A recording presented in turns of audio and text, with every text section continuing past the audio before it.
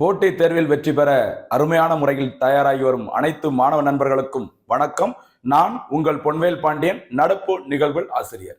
இன்றைய தினம் பிப்ரவரி மாதம் 5ஆம் தேதிக்குரிய நடப்பு நிகழ்வுல வழக்கம் போல நம்ம சிறப்பான முறையில சூப்பரா பல்வேறு தலைப்புகளில் வழங்க போறோம். அதே மாதிரி நிறைய கேள்விகளும் நம்ம தொடர்ந்து கேட்டுட்டு இருக்கோம். சிறப்பான முறையில நிறைய பேர் பதில் சொல்றீங்க, புதுசா சில பேர் பதில் சொல்ல ஆரம்பிச்சிருக்கீங்க. தொடர்ந்து ஃபாலோ பண்ணுங்க, சரிங்களா? இதை வேற ஒரு சில பேர் பார்த்தீங்கன்னா நான் கேட்கிற கேள்விகளையும் தாண்டி எக்ஸ்ட்ரா பாயிண்ட்ஸ் எல்லாம் சூப்பரா சொல்றீங்க. அது எனக்கு பார்க்கும்போது ரொம்ப சந்தோஷமா இருக்கு.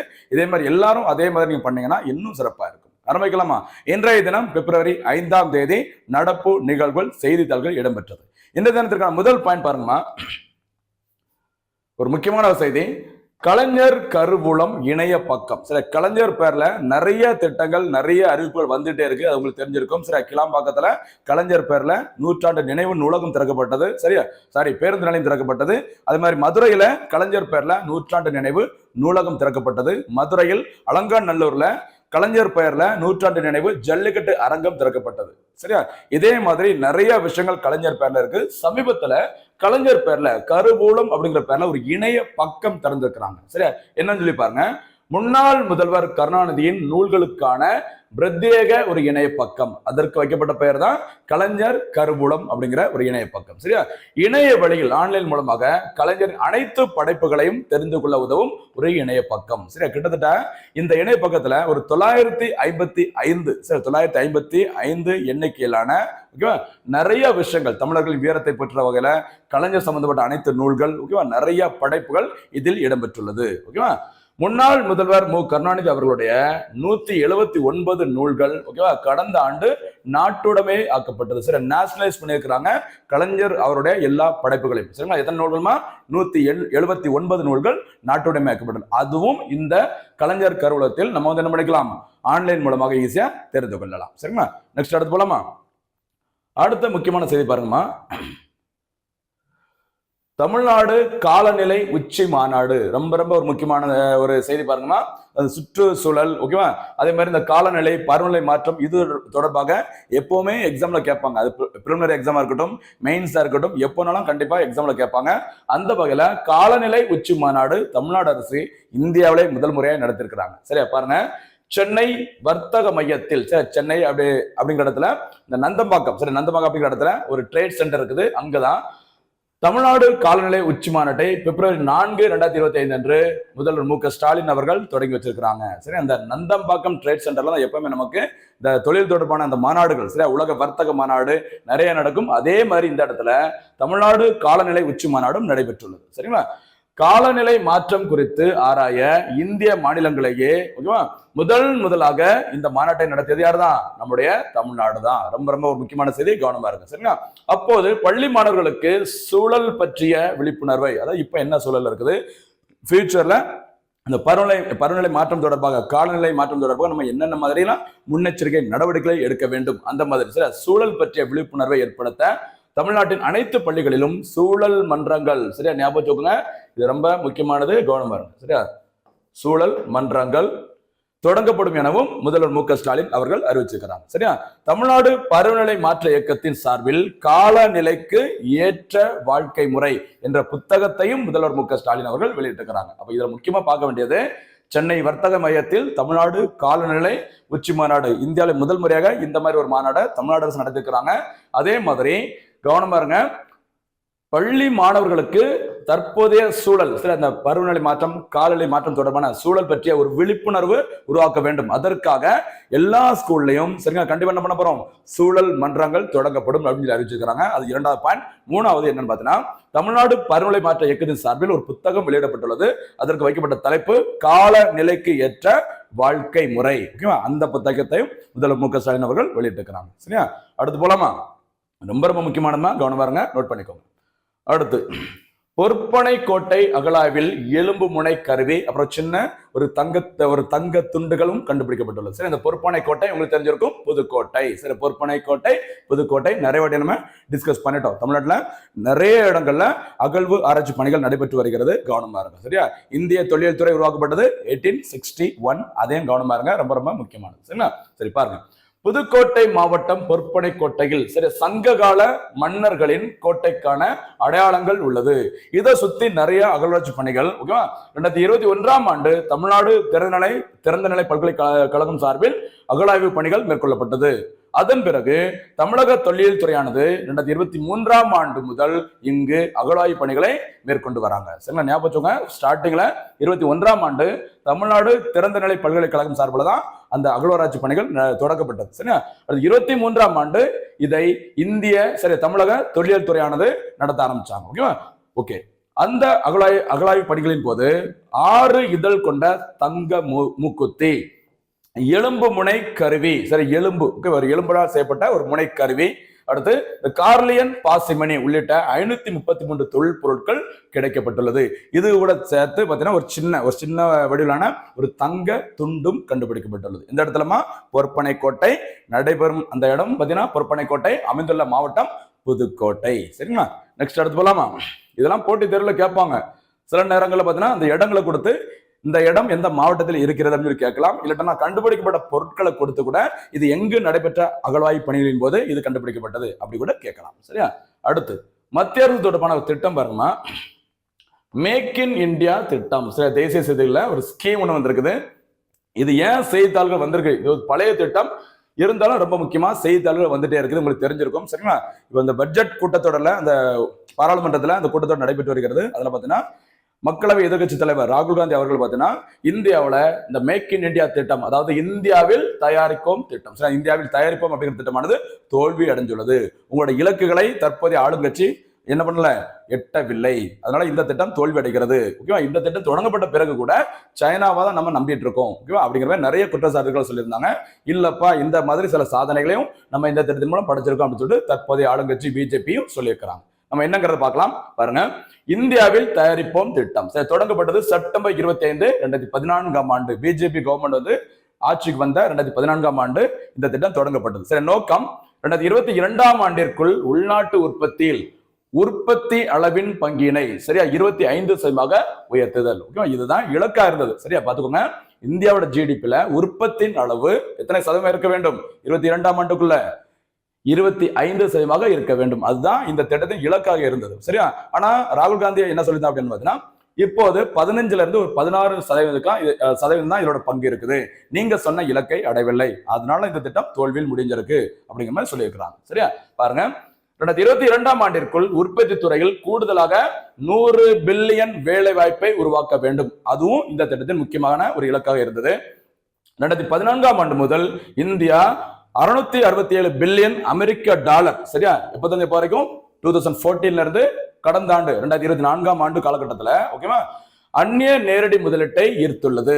இது முந்தைய 10 ஆண்டுகளை விட, அதாவது காங்கிரஸ் பீரியட்ல மன்மோகன் சிங் அவர்கள் பிஎம் இருக்கும்போது, பிரதமராக இருக்கும்போது இருந்த அந்த ஆண்டுகளை விட 119% அதிகரிச்சிருக்கு. அதாவது பிஜேபி கவர்மெண்ட் என்ன சொல்றாங்கன்னா, உங்களுடைய அந்த காங்கிரஸ் ஆட்சியை விட சரியா தற்போது அந்த அந்நிய நேரடி முதலீடு இந்த மேக் இந்தியா திட்டத்தின் மூலம் அதிக அளவு ஈர்க்கப்பட்டுள்ளது அப்படிங்கிற மாதிரி ஆளுங்கட்சி சொல்லியிருக்கிறாங்க. சரியா, அடுத்து பாருங்க, கடந்த 10 ஆண்டுகளில், அதாவது இந்த பிஜேபியோட அந்த ஆட்சி காலத்துல 14 முதல் 2024 வரை உற்பத்தி துறையில் அந்நிய நேரடி முதலீடு 165.1 பில்லியன் அமெரிக்க டாலர்களை எட்டியது அப்படின்னு சொல்லியிருக்கிறாங்க. அந்த ஒரு கேப்ல மட்டும் இது முந்தைய 10 ஆண்டுகளுடன் ஒப்பிடும்போது 69% அதிகம் அப்படிங்கிற மாதிரி சொல்லியிருக்கிறாங்க. சரிங்களா, நமக்கு தெரிய வேண்டியது செய்தியில் வந்ததுனால இந்த திட்டம் எப்போது தொடங்கப்பட்டது, அதோட நோக்கம் என்ன அப்படிங்கிறத கொஞ்சம் பார்த்துச்சுக்கோங்க. இந்த மாதிரி திட்டங்கள் தான் எக்ஸாம்ல கேட்பாங்க. சரியா, அடுத்து போலாமா? நெக்ஸ்ட் அடுத்து பாருங்க, இன்னொரு முக்கியமான ஒரு திட்டம் தங்க பத்திர திட்டம். சரி, அதாவது நம்ம நிறைய இப்போ இந்தியன் ஷேர் மார்க்கெட்ல சரி, நம்ம ஒரு லேண்ட் வாங்கி போடுவோம். சரியா, நிறைய விஷயங்களை நம்ம முதலீடு பண்ணுவோம். மத்திய அரசானது தங்க பத்திரத்தில் நீங்க முதலீடு போடுங்க, உங்களுக்கு பார்த்தீங்கன்னா அது ஒரு வட்டியும் கிடைக்கும். நீங்க வந்துட்டு அதற்கான முதிர்வு காலம் வரும்போது அதுல மொத்த அமௌண்ட்டும் அன்றைய தங்கம் அந்த தேதியில தங்கம் என்ன ரேட்ல இருந்தோ அந்த ரேட்டுக்கு உங்களுக்கு தங்கத்துக்கான அந்த ரேட்டுக்கான காசு உங்களுக்கு கிடைக்கும் அப்படிங்கிற மாதிரி சொல்லியிருந்தாங்க. அந்த திட்டத்தை என்ன பேருமா? தங்க பத்திர திட்டம். சாரி, தங்க பத்திர திட்டம். சரியா பாருங்க, தங்க பத்திர திட்டங்கள் என்பது ஓகேவா பாத்துக்கோங்கம்மா, அரசாங்க பத்திரங்கள். சரியா, அரசாங்கம் வெளியிடுகிற ஒரு தங்க பத்திரம். 2015 நவம்பர், சரிங்க ஞாபகம் வச்சுக்கோங்க, இந்த திட்டம் தொடங்கப்பட்டது 2015 நவம்பரில் தங்கத்தை பணமாக்குதல் திட்டத்தின் கீழ் அரசால் இந்த தங்க பத்திர திட்டம் தொடங்கப்பட்டது. அவை தங்கத்தை பொருளாக வைத்திருப்பதற்கு மாற்றாக உள்ளன. சரி, ஒரு பொருளா சும்மா வச்சிருக்க பதிலா நம்ம பணம் சம்பாதிக்கிற ஒரு பொருளாக வச்சுக்கலாம் அப்படின்னு சொல்லிக்கிறாங்க. முதலீட்டாளர்கள் வெளியீட்டு விலையை ரொக்கமாக செலுத்த வேண்டும். முதிர்ச்சியின் போது இந்த தங்க பத்திரங்கள் பணமாக மீட்டெடுக்கப்பட வேண்டும். சரிங்களா, மீட்டெடுக்கப்படும் சொல்லிக்கிறாங்க. ரொம்ப ரொம்ப ஒரு முக்கியமான திட்டம். இந்திய அரசின் சார்பாக ரிசர்வ் வங்கியால் இந்த பத்திரம் வழங்கப்படுகிறது. யார் வழங்குறாங்கன்னா RBI தான் இந்த பத்திரங்களை கொடுக்குறாங்க. ஓகேவா? அந்நிய செலாவணி மேலாண்மை சட்டம், இதை ஞாபகம் ரொம்ப ரொம்ப முக்கியமானது.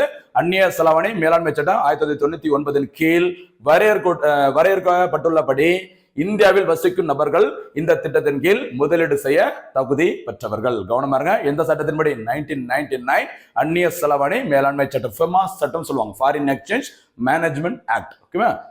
யாரும் அந்த தங்க பத்திரத்தை விற்பனை செய்வாங்க? RBI. கவனமா இருங்க. நெக்ஸ்ட் அடுத்து, இந்த தங்க பத்திரத்தின் கால அளவு 8 ஆண்டுகள். நீங்க வாங்கினதுல இருந்து அதற்கான முதிர்வு காலம் 8 ஆண்டுகள். ஓகேவா? அதற்குள்ள உங்களுக்கு நன்மை கிடைக்கும். பாருங்க என்ன கிடைக்கும் அப்படின்னு சொல்லிட்டு என்ன பண்ண முடியும்னு சொல்லி பாருங்க. இந்த தங்க பத்திரத்தில், இந்த கோல்டு பாண்டில் பாத்தீங்கன்னா குறைந்தபட்ச முதலீடு 1 கிராம் முதல், சரிங்களா, தனிநபர்களுக்கான அதிகபட்ச சந்தா 4 கிலோ. ஞாபகம் வச்சுக்கோங்க, ஒரு தனிநபரானது தங்க பத்திரத்துல குறைஞ்சபட்சம் எவ்வளவு முதலீடு பண்ணணும்? 1 கிராம். அதிகபட்சம் பார்த்தீங்கன்னா எத்தனை கிலோ? 4 கிலோ தங்கம். கவனமா இருங்க, ரொம்ப ரொம்ப முக்கியமானது. சரிங்களா? அதே மாதிரி இந்து கூட்டு குடும்பத்தை சேர்ந்த கூட்டு குடும்பத்தினருக்கு 4 கிலோவாகவும், அதே இது அறக்கட்டளைகளாக இருந்தா, சரி, ட்ரஸ்டா இருந்தாங்கன்னா 20 கிலோவாகவும் உள்ளது. ஞாபகம் வச்சுக்கோங்க, தனிநபர்களுக்கு 1 கிராம் முதல், ஓகேவா, அதிகபட்சம் 4 கிலோ வரைக்கும். இந்து கூட்டு குடும்பத்திற்கும் அவங்களுக்கும் அதே மாதிரி 4 கிலோ ஆகும். அதே இது அறக்கட்டளையாக இருந்தா 20 கிலோ வரையிலும் இந்த தங்க பத்திரத்தில் முதலீடுகளை மேற்கொள்ள முடியும். சரியா? ஓகே. இருப்பினும் 5, 6, 7 ஆண்டுகளில் சந்தாதாரர் விருப்பம் இருந்ததுன்னா முன்னரே விலக்கி கொள்ளலாம். மொத்தமா எத்தனை சொல்லிக்கிறாங்க? 8 ஆண்டுகள். ஒரு 5ஆவது வருஷம், 6ஆவது வருஷம், 7ஆவது வருஷத்துல நீங்க தேவைப்பட்டா இந்த திட்டத்திலிருந்து நீங்க விலகிக்கிறேன்னு சொல்லிக்கலாம். அதற்கான அமௌண்டை நம்ம வாங்கிக்கலாம். சரியா? இதன் மூலம் தாங்கள் முதலீடு செய்த தொகைக்கு 2.5% ஆண்டு வட்டி 6 மாதத்திற்கு ஒரு முறை வழங்கப்படும். சரிங்களா? நீங்க எவ்வளவு தங்கம் வாங்கியிருக்கீங்களோ அதற்கான மதிப்புக்கு 2.5% வட்டி கொடுக்குறாங்க. அது எந்த டைம்ல கொடுப்பாங்க? ஒவ்வொரு ஆண்டிலும் 6 மாதத்திற்கு ஒரு முறை வழங்கப்படும். வருஷத்துக்கு 2 முறை அதற்கான வட்டி உங்களுக்கு வருமானமா வழங்கப்படும். சரிங்களா? அதுக்கப்புறம் முதிர்வு காலம் 8 ஆண்டுகள் சொன்னோம்ல, 8 ஆண்டுகள் கழித்து அன்றைய 24 கேரட் தங்கத்தின் விலைக்கு நிகரான முதிர்வு தொகை வழங்கப்படும். அதான் நம்ம சொல்லியிருந்தோம். சரியா? 2.5 வட்டியும் கிடைக்கும் ஒவ்வொரு 6 மாசத்துக்கு ஒரு வாட்டி.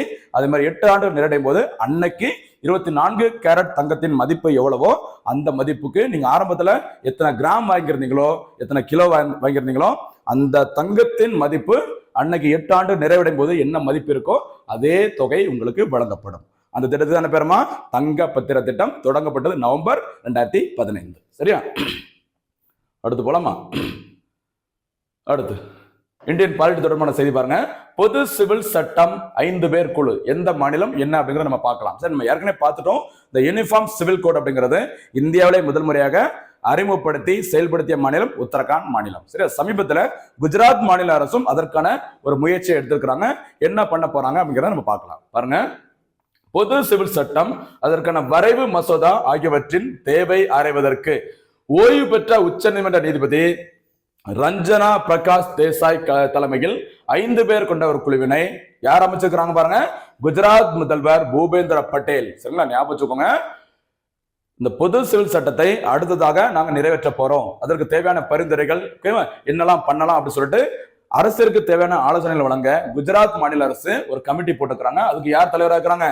ரஞ்சனா பிரகாஷ் தேசாய். சரிங்களா? கவனமா இருங்க, இந்த நபரை மறக்கவே கூடாது. யாரு? ரஞ்சனா தேசாய் பிரகாஷ். ஏன் அப்படின்னா 2019ஆம் ஆண்டு ஜம்மு காஷ்மீர், லடாக் 2 யூனியன் பிரதேசங்கள் தனித்தனியாக பிரிக்கப்பட்ட பிறகு ஜம்மு காஷ்மீர்லும் சரி லடாக்லயும் சரி, ஓகேவா, எத்தனை MLA MP தொகுதிகள் இருக்கலாம் அப்படின்னு சொல்லிட்டு இந்த தொகுதிகளை மறுவரையறை செய்ய ரீஆர்கனைசேஷன், ஜம்மு காஷ்மீர் ரீஆர்கனைசேஷன் பண்றதுக்கு ஒரு கமிட்டி போட்டிருந்தாங்க. அதற்கு தலைவராக இருந்தவர் இதே ரஞ்சனா பிரகாஷ் தேசாய் அவர்கள் தான். அதே நபர் தலைமையில் தான் குஜராத் முதல்வர் பூபேந்திர பட்டேல் அவர்கள் ஒரு கமிட்டி போட்டுக்கிறாங்க. எதுக்கு? குஜராத்ல புது சிவில் சட்டத்தை அமல்படுத்த சாத்தியக்கூறுகளை வழங்குவதற்கு. சரியா? பாருங்க, இந்த பொது சிவில் சட்டம் என்ன சொல்லுது அப்படின்னு பாருங்க. திருமணம், விவாகரத்து, வாரிசு உரிமை, தத்து எடுத்தல் ஆகியவற்றில் ஒவ்வொரு மதத்தினரும் வெவ்வேறு வழிமுறைகளை பின்பற்றி வரும் நிலையில், ஓகேவா, ஏற்கனவே அப்படிதான் இருக்கிறோம். ஒவ்வொரு மதத்திற்கும் வேற வேற வழிமுறைகள் இருக்குது. அவற்றில் அனைத்து மதத்தினருக்கும் ஒரே வழிமுறையை பின்பற்ற இந்த பொது சிவில் சட்டம் வழிவகை செய்கிறது. சரி, மதங்கள் அடிப்படையில பல்வேறு வேற வேற மாதிரி சட்டங்கள் இருக்கலாம் இதுக்கு முன்னாடி. இனிமே அப்படி கிடையாது.